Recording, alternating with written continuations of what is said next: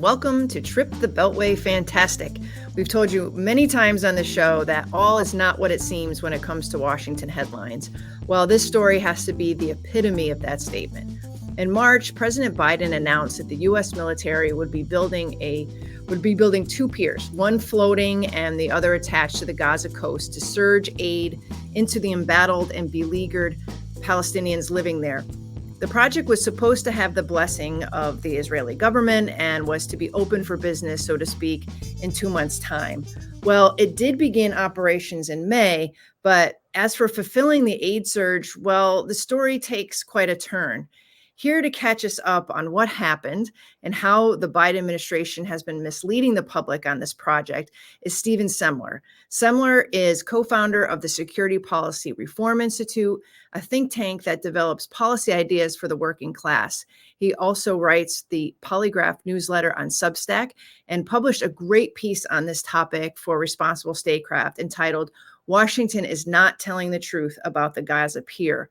I wrote that headline and was toggling back and forth between Washington not telling the truth and the Biden administration not telling the truth.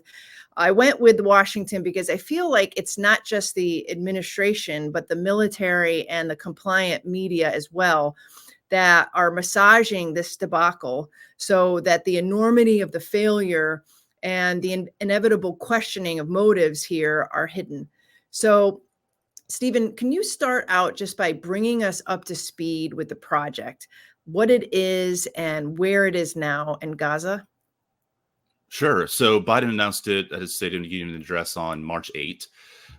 He said it would be open within a couple months. It was a little bit behind schedule, but finally opened on May 17th. And early on, like before the project, started going, the Biden administration was promising 90 to 150 trucks per day, starting at 90, then kicking up to 150 trucks per day, flowing in from the pier into Gaza. And they've worked hard to massage the point that aid is flowing in. And on Saturday, last Saturday, they released a headline through the DoD press saying aid is flowing to Palestinians. The pier reopened after a storm knocked it out of commission on May 25. So it reopened on June 10. And then they immediately started celebrating the fact that aid is flowing to Palestinians. I said, wait, it really isn't. And it never really has. So what I did was I looked at UN data on food imports into Gaza, and I noticed a huge shortfall from April to May as a result of Israel's invasion of Rafah. On May 7, they seized the Rafah crossing, which is Gaza's main lifeline. They shut it down. And as a result, there was a 66,000 pallet shortfall in food from April to May. Now, if the Gaza pier was something other than a humanitarian theater, a PR stunt, a distraction, then you would see it delivering aid and it would be worth its salt, or at least approaching anywhere near its cost. But it only delivered 1,800 pallets of food. A $320 million pier delivering 1,800 pallets of food over the course of, the 10 days is operational is remarkably disappointing. And it doesn't come close to addressing the shortfall, the 6,000 pallet of food shortfall that happened from April to May as a result of Israel seizing the main land crossing. So basically, there's now this contrast between what the numbers actually say and what the Biden administration is saying. They're saying even now that they're boasting these numbers about the amount of aid that's flowing through the pier, but now the qualification is that it's just the amount of aid that's going through the pier. It's not the amount that's actually reaching starving Gazans. So now, starting on this past Sunday on June 11, the World Food Program, which implements, which is in charge of delivering the aid from the pier to starving Gazans, suspended operations. So right now, all of the aid that the Pentagon is bragging about is just piling up on the beach in secure warehouses. I'm not sure how much is perishable, but I assume a good chunk of it is based on need. So now now the Biden administration has just made an incredible effort from start to finish, defending this pier against the charge that it is humanitarian theater, PR, as I said. And they're, saying that in contrast to the stark facts and the reality on the ground.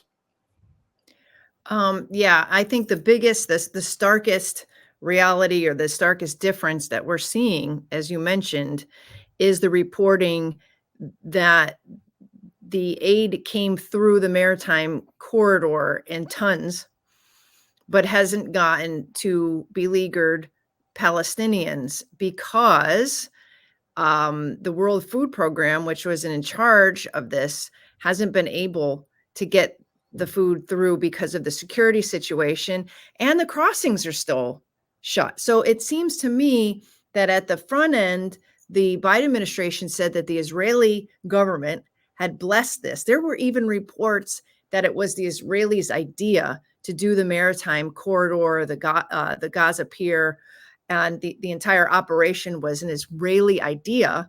So it had the blessing. Then at some point, we were told that the Israelis were going to be providing security for the deliveries from the beach and in and on the beach itself. And none of that seems to have transpired. So the World Food Program, which was the main contractor to deliver the food, hasn't been able to do it. But yet none of that really gets into the reporting. So if you're just reading this, you're just glancing at the headlines, you would think that in those few weeks in May where this was in operation before it fell apart and they put it back together again, that tons of food have gotten to Palestinians. And what you're telling me now was that only 1,800 pallets actually got in? Yeah. Yeah. Okay. And I just look at food, but if you look at what UN spokespeople have said, I mean, they found basically the same conclusion. I found a 68% reduction in the amount of food that was reaching Gaza from April to May. And what they're saying, what the UN spokesman say is for all aid, there was a 2/3 shortfall. So my numbers in there is pretty much, aligned perfectly there. The one thing I'll say is that, I worked really hard on this piece. My effort pales in comparison to the amount of effort that the Biden administration has put into this pier to make it not look like just a total scam, just a total sideshow. Like one slightly amusing example is that they promised early on, as I said earlier, 90 to 150 trucks per day from the pier into Gaza. Now, that was the metric early on. So they promised it would be starting at 90, scaling quickly up to 150 trucks per day flowing into Gaza. And then after on May 17th, like a few days later, I think on May 21, they came out in the press conference, Biden administration officials did, and announced how many metric tons of trucks. And the press rightly pushed back. So what does that mean in terms of your original target? And the Pentagon just wouldn't tell them. Oh my goodness. And then a couple of days later on May 23rd, they started they still provided the metric ton total, but they started leading with the amount of pounds that started going in. So by the time the pier closed, or by the time it reopened, rather, on June 10, on the press release that they said aid was flowing in, they said 3.5 million pounds of aid has flown from the pier into Palestine proper. Now, if that was 25 days after the pier opened. So if you translate that, that's 140,000 pounds per day. That's 64 metric tons per day. And then each truck that the Pentagon posted on its own website carrying food in the early days and carrying other aid through the early days are each capable of transporting at least 20 metric tons. So while the Pentagon initially promised 150 trucks per day flowing into Gaza, the actual number, if you crunch it down to the original metric, is 3.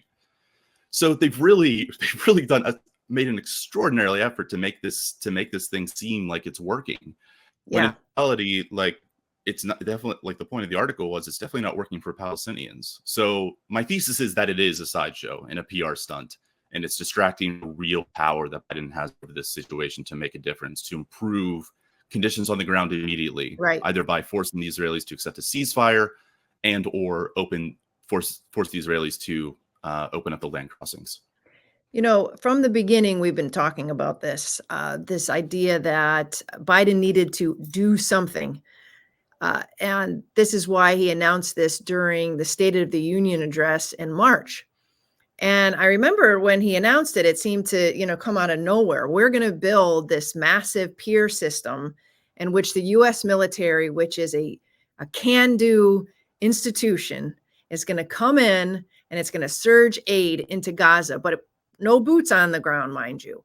And everybody was like, well, okay, why don't you just force your partners, Israel, who you are giving $4 billion a year, plus all of these new weapons systems throughout this war, force them to open the gates, because there are trucks that are just sitting there idling with food that's rotting.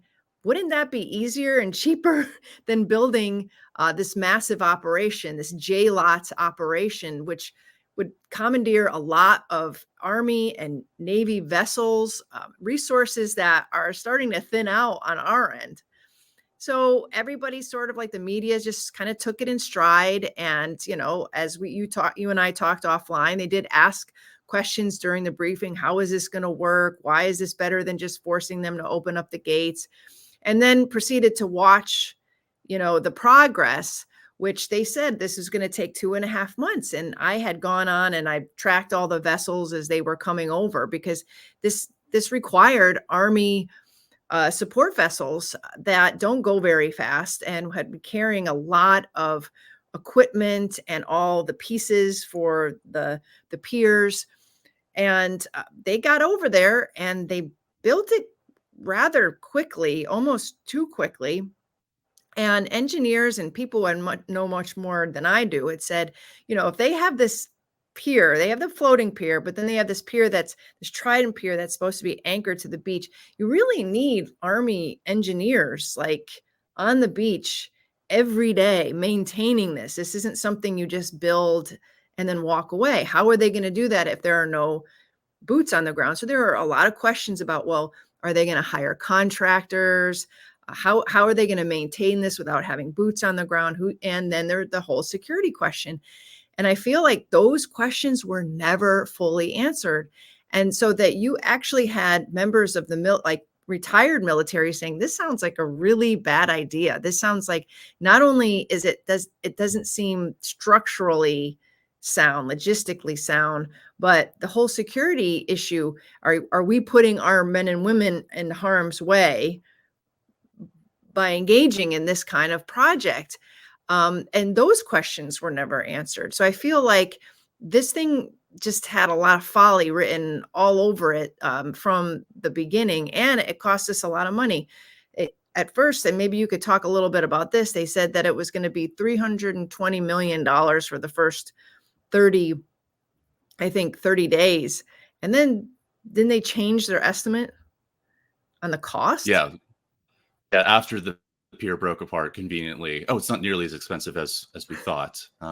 So like it definitely is. Like, what DoD Which is the project, opposite than any other military program ever. Precisely. And it's like, we hired contractors. They're not notoriously infamous for overcharging the government. So the whole thing, like, I think it's, the cost is way higher than 320 million, definitely higher than the 230 million figure, especially now with all the repairs. And then as of today, I mean, I think over the weekend they pulled that first, like, the floating pier away from the coast due to bad weather, so it wouldn't break apart again. So it's like you can't even create a structure that can withstand weather in the Mediterranean. And then even from the jump, it didn't seem like this thing was ever really supposed to work. Like, the Biden administration, I don't think they sorted out who would actually deliver the food into Gaza once it got to the pier until about May 8th or after. Oh, boy. Like, they still couldn't answer like base questions like this. So, I mean, for me, like, the fact that the pier just doesn't work at all as a mechanism to deliver humanitarian assistance is like one thing you need to prove that this is, like, yes, absolutely trust your instincts that the pier is done.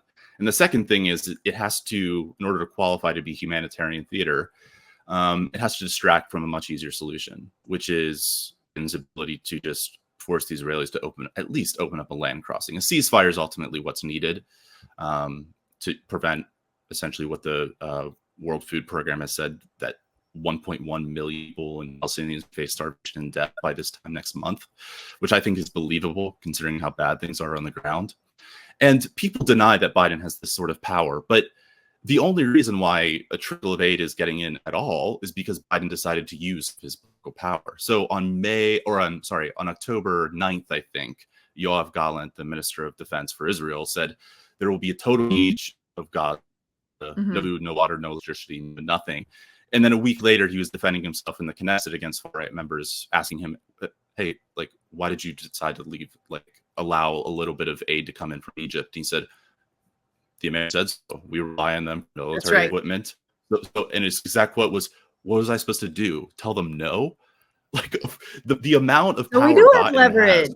leverage. Yes. Like, this whole thing, like, that's been the story. Like, Biden is helpless to do anything. He can't pass his domestic agenda because, he doesn't, because of Manchin, cinema, whatever. It's always been the excuse that Biden is helpless. And then now, like, that narrative has taken root, and it's just like, it had to have reached its logical conclusion, because I don't think none of this would be possible without Biden's support. Like, if Israel just wanted to take its pound of flesh in response to October 7th, fine. But because they wanted to do more than, they didn't just call their military, they called Joe Biden, because they needed him to enact the amount of devastation that has ensued in Gaza. And again, I mean, Biden's shipping weapons to Israel every 36 hours on average.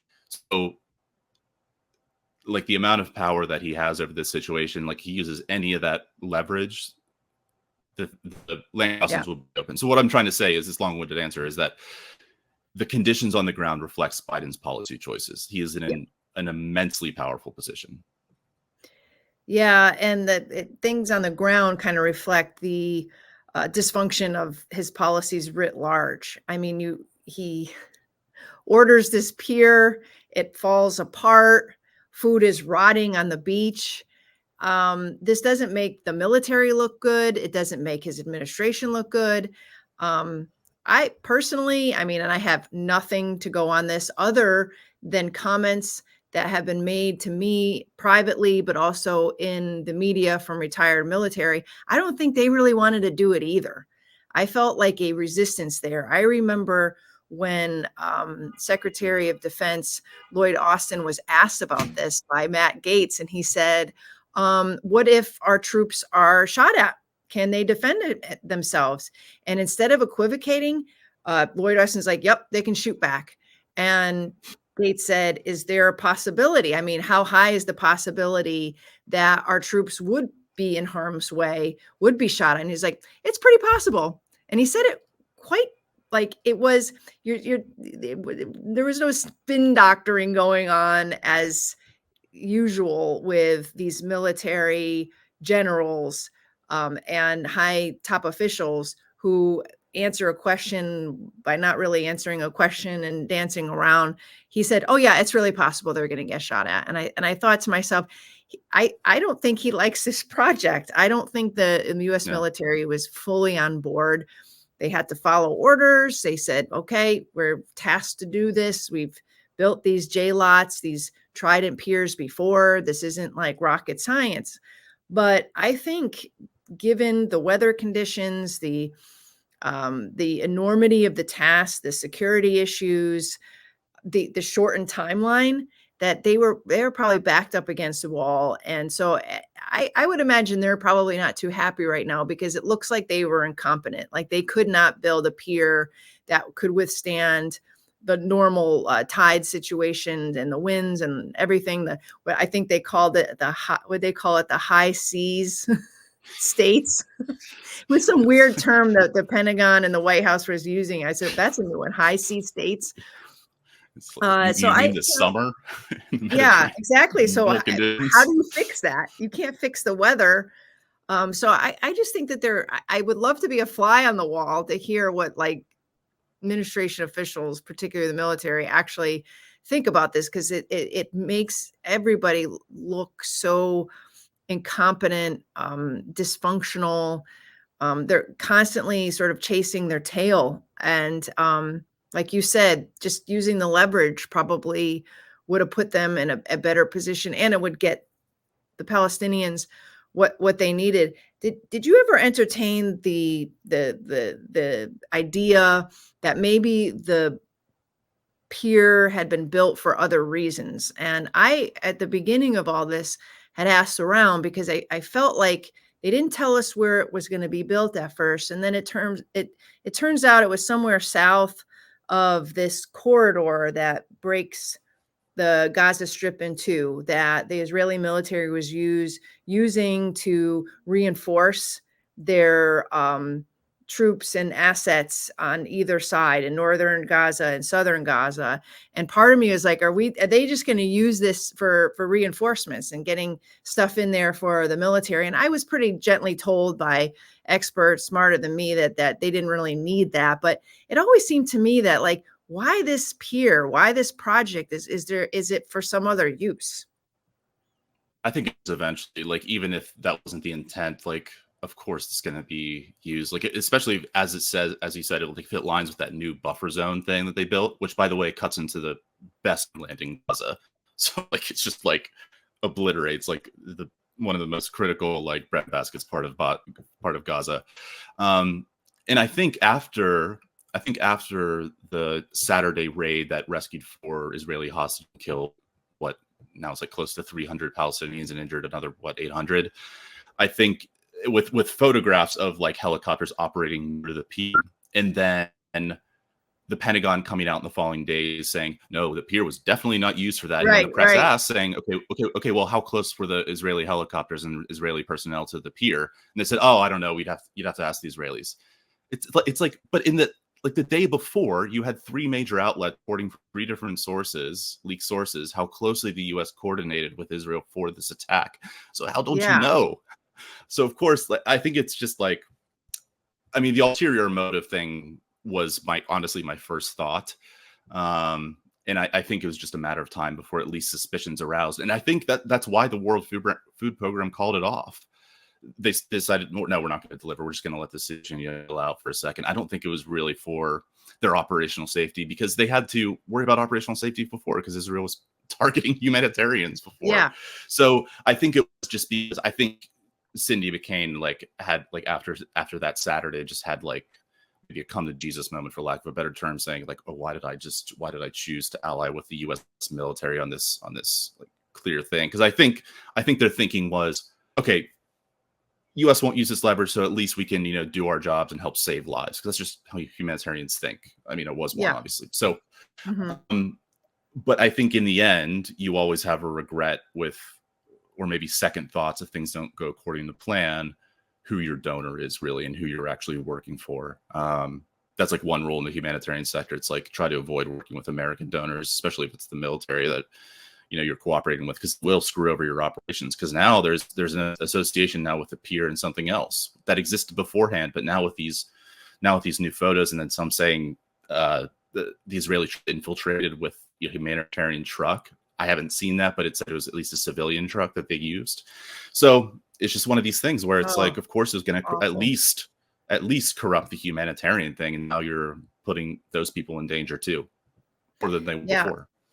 And we didn't mention that and we never really fully got the details on this, but there had been some attacks on the beach on UN, I guess, partners who were helping to ready the staging area. Remember, this was I think this was shortly after, or maybe before Lloyd Austin's interview or hearing testimony with Matt Gaetz.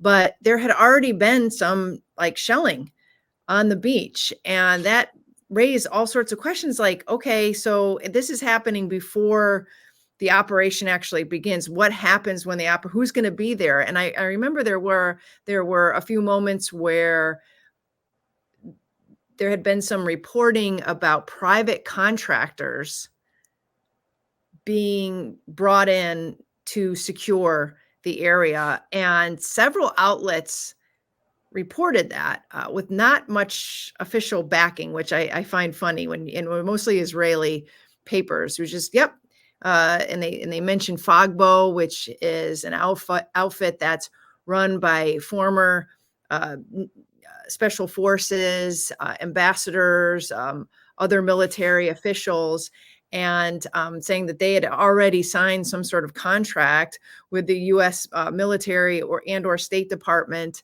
in terms of helping with the project, and insinuating that it had something to do with security. I actually called Fogbo, and though they had been interested in the maritime portion of it and helping getting food from the pier to the beach, that they weren't involved in any formal agreement with the U.S. government, and definitely not on the security.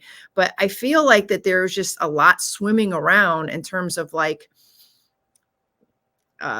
private contractors, mercenaries filling the gap. And there always seem to be Israeli sources who are behind this reporting, and which makes it even more suspicious in terms of like, what are we not hearing here? What do we not know about what's going on? And then again, people can fill in all of these holes with their own imaginations, which isn't good, because if you're on the ground and you're working with, like you said, NGOs and aid groups, you don't want to feel like there is some ulterior motives going on, putting your people at risk for working with the U.S. government.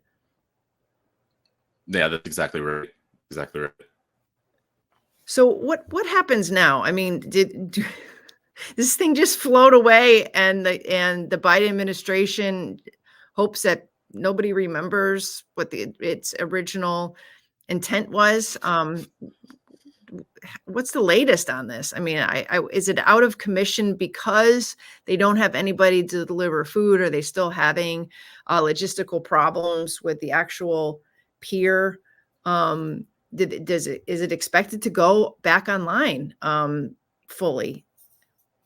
I mean, I think they expect to go back online. Like all the qualifications about like, stoppages are always spun with a positive spin, like, oh, this is just temporary.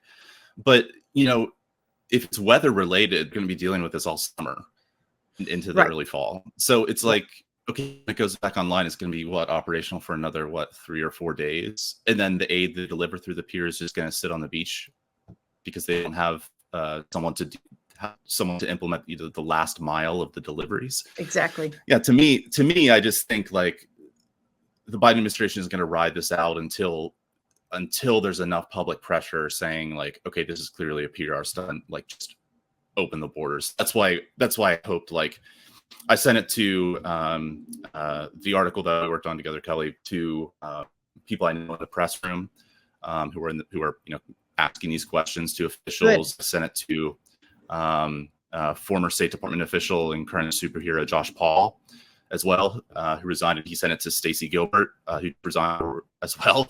So I'm hoping there's enough. Again, I'm just adding my voice to the choir here. Like, the director of president of Refugees International, former USA guy who I quoted in the paper. I mean, he said this was humanitarian theater right along. That's where I got the quote from. So I'm trying to add my voice to the choir here and just say, like, look, this is clearly theater. Like, it's definitely a distraction to a much, much easier solution that ultimately requires a cessation of hostilities and reopening of the land borders, which, again, has immense control over. Absolutely. Well, I really appreciate you coming down and breaking some of this down for us. Can you talk a little bit about, before we go, your Substack and what we can find there? Yeah, so my Substack is called Polygraph. It's just kind of a lame joke because I make a lot of graphs on it. But this is where like a lot of the ideas come to life that you eventually see in the finished products of in like responsible scraps, etc. Where like I initially started looking at food data like a couple of weeks ago, comparing the amount of aid that should be getting in versus actually getting in. So yeah, the Polygraph newsletter is just essentially just like a lot of visualizing where the money is going, what's actually happening on the ground. And ideally, it's just a really quick way to push back on power using data, verified data analytics, to prove a point very quickly. So, you see a statement that's clearly wrong coming from the Pentagon. Hopefully there's a chart that I have that you can paste it like right underneath and say, no, that's clearly wrong. Just get the data here. So that's the idea behind it. So please do check it out. Yes. Everybody check out Polygraph. And thank you so much, Stephen. Let's keep this conversation going about the pier. I agree with you. We have to keep the momentum alive in terms of reporting and casting some sunlight on this project and the motivations behind it and the failures, because it's clearly failing. And the administration clearly wants us to look the other way. So let's keep talking about this. And thank you for joining me. My pleasure, Kelly. Anytime.